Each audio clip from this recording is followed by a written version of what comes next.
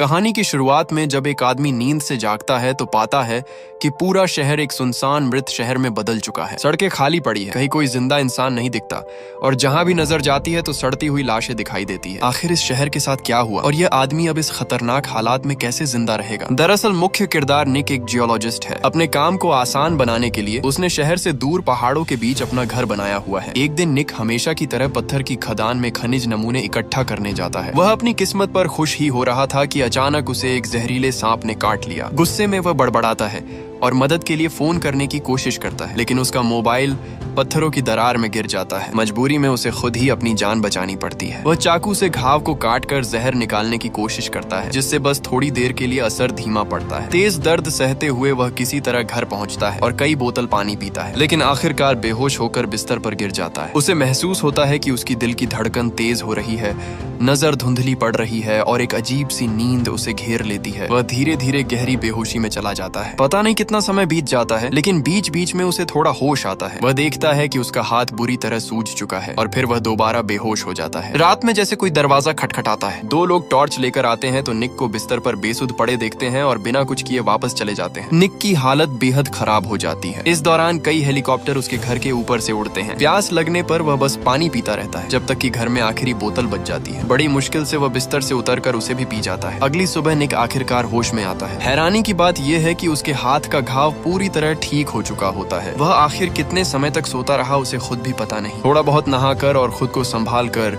निक ने तय किया कि पहले शहर जाकर कुछ जरूरी सामान खरीद लिया जाए। घर के बाहर खड़ी उसकी छोटी कार पर मोटी धूल की परत जम चुकी थी। उसने कपड़े से शीशा साफ किया और चाबी लगाकर स्टार्ट करने की कोशिश की। खुशकिस्मती से गाड़ी चालू हो गई। निक का घर शहर से ज्यादा दूर नहीं था, तो कुछ ही देर में वह शहर के किनारे पहुंच गया। लेकिन जैसे जैसे वह आगे बढ़ा तो उसे कुछ अजीब सा लगने लगा। पूरे रास्ते उसे एक भी चलती हुई गाड़ी नहीं दिखी और न ही कोई इंसान नजर आया। वह सुपरमार्केट के बाहर गाड़ी रोकता है और सामने ही एक सड़ी गली लाश देखकर सन्न रह जाता है। चौक के बीचों बीच कुछ सैन्य गाड़ियां उलटी पड़ी थीं। आखिर यहाँ ऐसा क्या हुआ था जिससे यह हालत हो गई, ये सोचकर वह पूरी तरह घबरा जाता है। तभी उसकी नजर एक इलेक्ट्रॉनिक बोर्ड पर पड़ती है, जिस पर लिखा होता है कि घातक वायरस का प्रकोप की वजह से सभी लोग तुरंत जहां हैं वहीं शरण ले। निक चौंक कर कहता है कि ये असंभव है। वह तुरंत वापस गाड़ी में भागता है और रेडियो चालू करता है। हर चैनल पर सिर्फ सरकारी रिकॉर्डेड संदेश ही चल रहे थे। ये वायरस बेहद तेजी से फैलने वाला और जानलेवा है,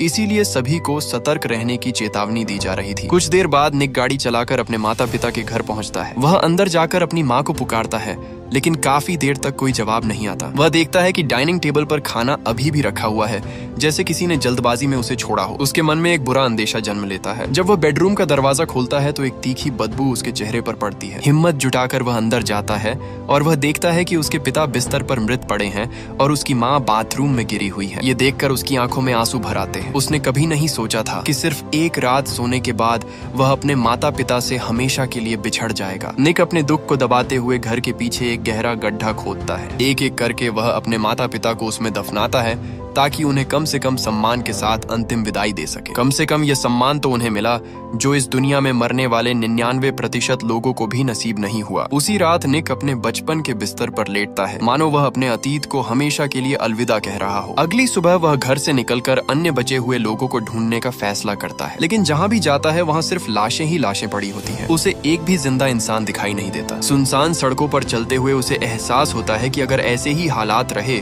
तो बस साल बाद यहाँ की घास इंसानों से भी ऊंची हो जाएगी। वह एक सुपरमार्केट से कुछ जरूरी सामान इकट्ठा करता है और तय करता है कि शहर से दूर जाकर देखेगा, लेकिन शहर से बाहर जाने वाला पुल पूरी तरह बंद मिला। निक हैरान होकर गाड़ी से उतरता है और देखता है कि आगे का रास्ता बिल्कुल जाम है और रुकावट हटाना नामुमकिन है। अब उसका धैर्य जवाब दे देता है और उसकी भावनाएं टूट जाती हैं। वह चाहता है कि पिछले 2 दिन बस एक बुरा सपना हो। वह गुस्से में स्टीयरिंग पर जोर जोर से मुक्के मारता है। खुद को थोड़ा शांत करने के बाद वह दूसरी दिशा में जाने का फैसला करता है। वह आंखें बंद करके एक्सीलरेटर पूरी तरह दबा देता है। सीधी सड़क पर एक भी गाड़ी नहीं है और उसे किसी चालान का डर भी नहीं है। धीरे धीरे रात हो जाती है और उसे दूर कहीं लाल रोशनी चमकती हुई दिखाई देती है। करीब 15 मिनट बाद वह एक और शहर में पहुंचता है। सड़कों के किनारे रंग बिरंगी लाइटें जल रही हैं। पहली नजर में बस लोगों की कमी को छोड़कर उसे सब कुछ सामान्य लगता है। निक सबसे बड़े मॉल में जाता है और सोचता है कि अगर कोई बचा होगा तो यही होगा, क्योंकि यहाँ खाने पीने और रहने की सारी सुविधाएं मौजूद है। लेकिन वह हर एक मंजिल छान मारता है, फिर भी एक भी इंसान नहीं मिलता। उसके मन में सवाल उठता है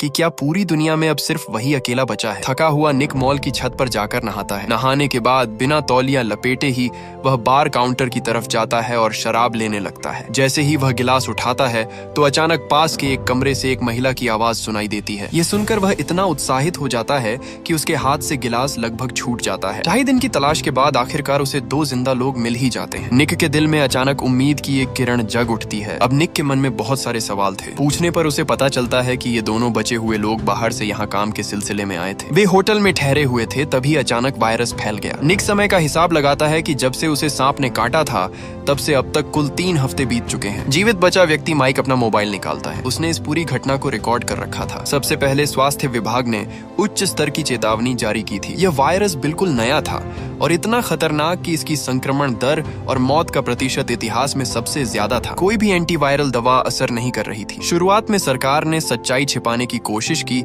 लेकिन हालात जल्दी ही नियंत्रण से बाहर हो गए। यहाँ तक कि अलग अलग स्तर की सरकारें भी काम करना बंद कर चुकी थीं। जीवित बची हुई एनी पूरी दृढ़ता से कहती है कि यह वायरस पूरी दुनिया में फैल चुका है और मानव जाति लगभग खत्म हो चुकी है। उन दोनों के बचने का कारण शायद यही है कि वे बेहद दुर्लभ इम्यून लोग हैं। निक इस बात को मानने के लिए तैयार नहीं होता। वह फैसला करता है कि वह और जगहों पर जाकर देखेगा कि आखिर दुनिया इतनी आसानी से खत्म कैसे हो सकती है। लिफ्ट का इंतजार करते हुए वह थककर दीवार से टिक जाता है। अंदर ही अंदर वह भी उनकी बातों को सच मानने लगा था और वहीं पर वह पूरी रात सो जाता है। अगले दिन वह दोनों से फिर बात करने का सोचता है, लेकिन जब वह उन दोनों को ढूंढता है तो वे कहीं नजर नहीं आते। एक पल के लिए उसे लगता है कि कल की बीती बात शायद एक सपना होगा। थोड़ी ही देर बाद उसे एनी एक महंगे कपड़ों वाले सेक्शन में मिलती है और माइक पास में नाश्ता बना रहा होता है। माइक कहता है कि शायद यह आपदा पृथ्वी का खुद को साफ करने का तरीका है, क्योंकि इंसानों ने इस धरती पर बहुत ज्यादा बोझ डाल दिया था। एनी के अपने सभी करीबी इस वायरस से मर चुके हैं और माइक के साथ भी यही हुआ। इसलिए दोनों ने एक दूसरे का सहारा बनकर साथ रहने का फैसला किया। माइक को पहले लगता था कि इस दुनिया में सिर्फ वही 2 बचे हैं,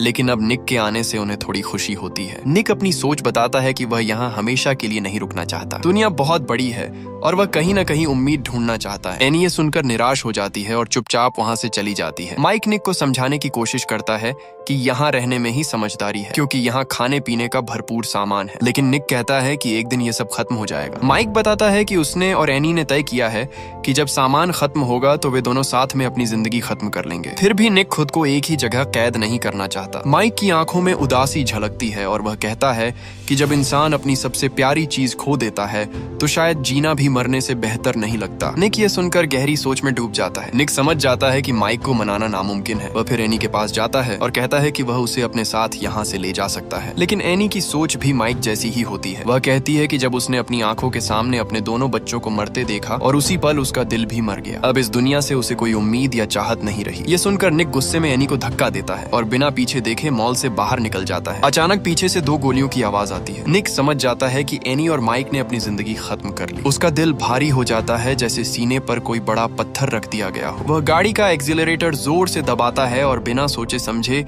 तेजी से आगे बढ़ता जाता है, लेकिन वह पूरी तरह अपना होश नहीं खोता। दूर उसे एक जीवित आकृति दिखाई देती है। निक तुरंत ब्रेक लगाता है तो वहाँ एक छोटा सा पीला कुत्ता होता है। बिना सोचे वह उसे अपने साथ गाड़ी में बिठा लेता है और उसका नाम लुक रखता है। अब निक और वह कुत्ता साथ में शहर के सबसे बड़े पुस्तकालय जाते हैं, जहाँ से निक अपने पसंद की बहुत सारी किताबें चुनता है। फिर वह लुक को लेकर वापस अपने घर लौट आता है। जब तक कोई साफ लक्ष्य नहीं मिलता वह तय करता है कि फिलहाल यही रहना सबसे सही है। शायद यही इस तबाह दुनिया में जीने का सही तरीका है। यहाँ तक कि निक मजाक में सोचता है कि वह और लुक पूरी जिंदगी साथ रहेंगे, बस एक शर्त पर कि जो बाद में मरे वह पहले मरने वाले को न खाए। धीरे धीरे 1 साल बीत जाता है और निक की जिंदगी अब एक ही ढर्रे पर चलने लगती है। सुपरमार्केट में खाने पीने की चीजें अभी खत्म नहीं हुई हैं। उसका मुख्य काम बस इतना है कि वह अपने शरीर को स्वस्थ रखे। पहले से ही अकेले रहना पसंद करने वाला निक अब इस नई दुनिया के साथ ढलने लगता है। अब वह आजादी से सीख सकता है, जब चाहे शांति का आनंद ले सकता है और धीरे धीरे इस सुनसान प्रलय के बाद की जिंदगी को स्वीकार करने लगता है। धीरे धीरे इस नई जिंदगी के साथ ढलने के बाद निक को लगने लगता है कि यह जीवन इतना बुरा भी नहीं है। लेकिन एक दिन उसे अचानक कुछ अजीब दिखाई देता है कि दूर एक घर से धुआं उठ रहा होता है। निक बिना देर किए अपनी गाड़ी लेकर सुनसान सड़कों से होता हुआ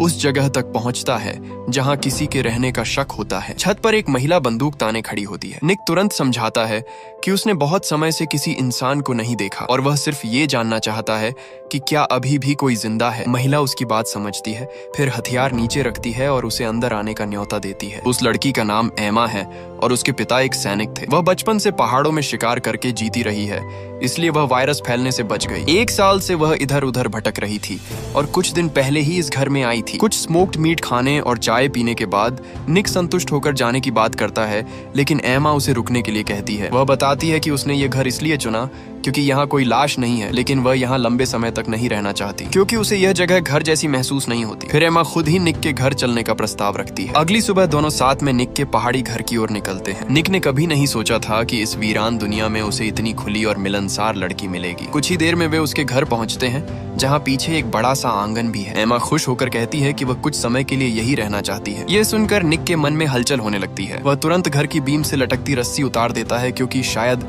अब उसकी जरूरत नहीं पड़ेगी। तभी उसे पता चलता है कि अलमारी में रखा खाना चूहों ने खराब कर दिया है। दोनों फिर पास के कस्बे के सुपरमार्केट जाते हैं क्योंकि आपदा अचानक आई थी और लोग सामान जमा नहीं कर पाए थे, इसलिए वहाँ अभी भी बहुत कुछ बचा हुआ है। एमा को वहाँ सोलर पैनल भी मिलते हैं और वह कहती है कि ये जगह तो मानो प्रलय के लिए ही बनाई गई हो। निक पहले भी यहाँ रहने का सोच चुका था, लेकिन असली समस्या ये थी कि यहाँ कोई और इंसान नहीं था जिसके साथ वह रह सके। दूसरों से सामान छीनने की बजाय तुलना करने पर अपने ही विला में रहना कहीं ज्यादा आरामदायक लगता है। दोनों ने मिलकर एक पूरी गाड़ी भरकर सामान इकट्ठा किया, लेकिन एमा को डिब्बा बंद खाना पसंद नहीं था। उसका मानना था कि असली स्वाद तो प्रकृति से आता है। निक उसकी बात समझता था, लेकिन अंदर ही अंदर वह जानवरों का शिकार करने से झिझकता था। उसे लगता था कि ये आपदा दरअसल धरती का खुद को संतुलित करने का तरीका है, मानो इंसान एक वायरस हो जिसे मिटाने की कोशिश की जा रही हो। अगर वे अब भी प्रकृति के खिलाफ जाएंगे तो धरती का दंड कभी खत्म नहीं होगा। फिर भी एमा की खुशी के लिए निक एक फिशिंग रॉड लेकर नदी किनारे जाता है और कुछ ताजी मछलियां पकड़ लाता है। उधर एमा जंगल से मशरूम,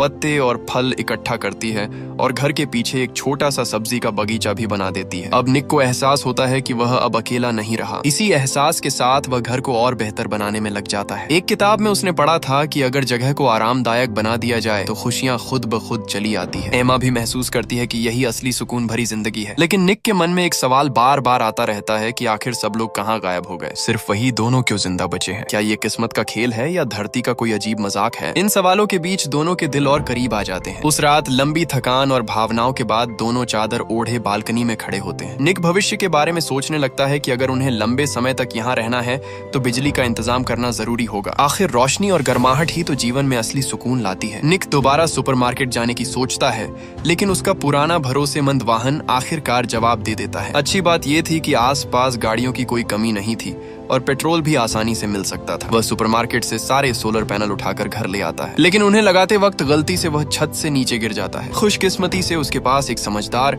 और हर काम में माहिर साथी थी। एमा कहती है कि प्यार का मतलब है जब तुम्हें जरूरत हो तो कोई पूरे दिल से तुम्हारे साथ खड़ा हो। निक इस प्यार और अपनापन को पूरी तरह महसूस करता है और शायद उसे अपने बीते हुए पलों की याद आने लगती है। आधी रात को एमा चुपके से अपना बैग खोलती है। उसके अंदर कई पुरानी तस्वीरें संभाल कर रखी होती हैं, कुछ उसके बॉयफ्रेंड के साथ, कुछ उसके 2 बच्चों की और कुछ उसके माता पिता के साथ। लेकिन अफसोस ये सभी लोग अब इस दुनिया में नहीं रहे। अगली सुबह निक की टांग का घाव काफी ठीक हो चुका होता है। वह फिर से सोलर पैनल लगाने की तैयारी करता है।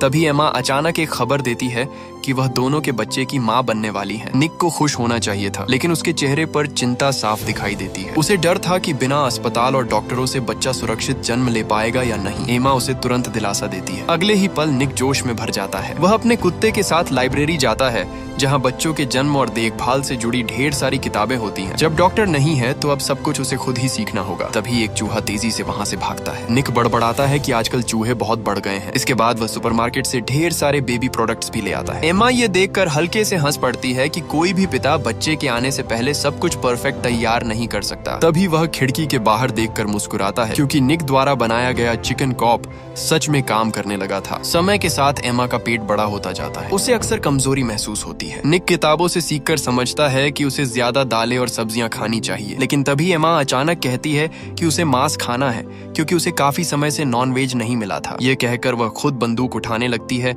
लेकिन निक उसे रोक देता है और वह खुद इस जिम्मेदारी को उठाता है। कुछ ही देर में वह नदी किनारे कुछ आवारा पशु ढूंढ लेता है। वह बंदूक में गोली भरता है, लेकिन ट्रिगर दबाने से पहले ही हिचकिचा जाता है। वह सोचता है कि पहले इन्हें पकड़कर घर ले जाए, लेकिन जानवर इतने आसानी से काबू में कहाँ आते हैं। कुछ ही पल में सभी गायें भाग जाती हैं, सिर्फ एक छोटी सी गाय वहीं खड़ी रह जाती है। निक काफी देर तक सोचता रहता है। आखिरकार निक ने बंदूक उठाई और दांत भींचकर ट्रिगर दबा दिया, लेकिन सफेद गाय तुरंत नहीं मरी। वह जमीन पर तड़पते हुए दर्द से कराहने लगी। निक गुस्से और बेबसी में उसे कोसता है और मजबूरी में एक और गोली चलाता है और इस बार गाय मर जाती है। लेकिन निक को जरा भी खुशी नहीं होती क्योंकि असली परीक्षा तो अब शुरू होती है। वह हालात से मजबूर होकर किताब में बताए गए तरीके को अपनाता है। काफी मशक्कत के बाद आखिरकार उसे एक पूरा बॉक्स भरकर खाना मिल जाता है। जब एमा उसे देखकर खुशी से खिलखिलाती है तो निक को लगता है कि उसकी सारी मेहनत और तकलीफ वाजिब थी। लेकिन दोनों को ये नहीं पता होता कि यही खाना उनके लिए एक बड़ा खतरा बनने वाला है। एक पूरा दोपहर लगाने के बाद निक आखिरकार सोलर पैनल भी लगा देता है। शाम होते होते दोनों खुशी खुशी घर की लाइट चालू करते हैं। बड़ा सा फ्रिज भी अब काम करने लगता है। तभी एमा एक डिब्बा निकालती है और बताती है कि बाथरूम में एक बड़ा चूहा डूबकर मर गया था। निक इसे हल्के में लेता है, लेकिन तभी बाहर से अजीब सी आवाजें आने लगती हैं। जब वे खिड़की से बाहर देखते हैं तो उनके होश उड़ जाते हैं। दिन में खाए गए खाने की गंध ने आसपास के भूखे चूहों को आकर्षित कर लिया था। घबराकर वे तुरंत दरवाजे के बाहर आग जलाते हैं और बचा हुआ सारा खाना उसमें फेंक देते हैं। लेकिन अब बहुत देर हो चुकी होती है और हजारों लाखों चूहे उनकी ओर बढ़ते चले आ रहे होते हैं। दोनों तुरंत घर के अंदर भागते हैं और सारे दरवाजे खिड़कियां कसकर बंद कर देते हैं। चूहे अंदर नहीं आ पाते, लेकिन बाहर से कांच पर जोर जोर से टकराने लगते हैं। एमा को डर होता है कि वे पाइपलाइन के रास्ते अंदर आ सकते हैं, इसलिए वह हर छोटे बड़े छेद में कीटाणुनाशक डाल देती है। छत पर भी उनके दौड़ने और खरोचने की आवाजें गूंजने लगती है। निक के पास अब सिर्फ एक ही उम्मीद बचती है। वह मन ही मन दुआ करता है कि ये चूहे जल्द से जल्द यहाँ से चले जाए। तभी दरवाजे के बाहर कुछ सरसराहट की आवाज आती है। निक को तुरंत याद आता है कि उसका प्यारा कुत्ता लुक बाहर ही रह गया है। वह दांत भींचता है, जल्दी से कांच के दरवाजे पर लगी टेप हटाता है और एमा को दूर रहने के लिए कहता है। फिर झटके से दरवाजा खोलकर एक ही पल में दौड़कर कुत्ते को उठा लाता है। हालांकि उसकी ये हरकत बहुत तेज और सटीक थी, फिर भी कई चूहे अंदर घुस आते हैं। निक तुरंत बंदूक उठाता है और चूहों को मारने लगता है। जब गोलियां खत्म हो जाती है तो वह लकड़ी का डंडा उठा लेता है। कई घंटों की जद्दोजहद के बाद वह किसी तरह घर में घुसे सभी चूहों को मार गिराता है। लेकिन बाहर मौजूद चूहे अभी भी नहीं गए होते। बेचारा लुक बुरी तरह घायल हो चुका होता है और उसके पूरे शरीर पर काटने के निशान होते हैं। एमा उसे एंटीवायरस इंजेक्शन देती है और उसके सारे घाव सिल देती है। इस घटना के बाद निक का आत्मविश्वास बुरी तरह टूट जाता है। उसे अपने माता पिता की दर्दनाक मौत याद आने लगती है और अब उसे डर सताने लगता है कि कहीं उसका बच्चा भी सुरक्षित पैदा न हो पाए। एमा उसे समझाती है कि वह बेवजह चिंता न करे। वह बताती है कि वह पहले ही 2 बच्चों को जन्म दे चुकी है, लेकिन वायरस फैलने के दौरान उसके सारे परिवार वाले मर गए। यह यादें उसके लिए ऐसी है जैसे बहुत पुरानी भी हो और जैसे कल की ही बात हो। धीरे धीरे समय बीतता है और वायरस फैलने को 2 साल हो चुके हैं। बाहर जंगली जानवर और भी ज्यादा खतरनाक हो गए हैं, लेकिन एक तरह से प्रकृति ने खुद का संतुलन बना लिया है। एक दिन निक हिम्मत करके घर से बाहर निकलता है और हैरानी की बात वो खतरनाक चूहे अब पूरी तरह गायब हो चुके होते हैं। तभी एमा एक खुशखबरी देती है कि उनका बच्चा अब जन्म लेने वाला है। ये हर पिता के लिए सबसे तनाव भरा पल होता है। निक ने भले ही पहले बहुत कुछ पढ़ रखा था, लेकिन असली समय आने पर वह घबरा जाता है। खुशकिस्मती से एमा को अनुभव था और उसके मार्गदर्शन में एक नया जीवन इस दुनिया में आने वाला था। आखिरकार एक प्यारी सी बच्ची जन्म लेती है। निक की खुशी का ठिकाना नहीं रहता। वह भावुक होकर सोचता है कि जीवन सच में कितना अद्भुत है। उसके मन में तो यहाँ तक ख्याल आता है कि शायद अब इंसानी सभ्यता को फिर से बसाने की जिम्मेदारी उसी के कंधों पर है। अब निक पहले जैसा बेफिक्र अकेला इंसान नहीं रहा। जहां एक तरफ वह परिवार की खुशियों को महसूस कर रहा है, वहीं दूसरी तरफ उसके कंधों पर जिम्मेदारियां भी बढ़ गई हैं। लेकिन एमा स्वभाव से ऐसी नहीं है जो सिर्फ आराम से संतुष्ट हो जाए। वह सड़क के सबसे दिखाई देने वाले स्थान पर उनके घर का पता लिख देती है ताकि अगर कोई और जीवित इंसान हो तो उन्हें ढूंढ सके। अगर आपको इसका दूसरा पार्ट चाहिए तो कमेंट में पार्ट 2 टाइप कर दीजिए। मैं जल्द से जल्द पार्ट 2 लाने की कोशिश करूंगा।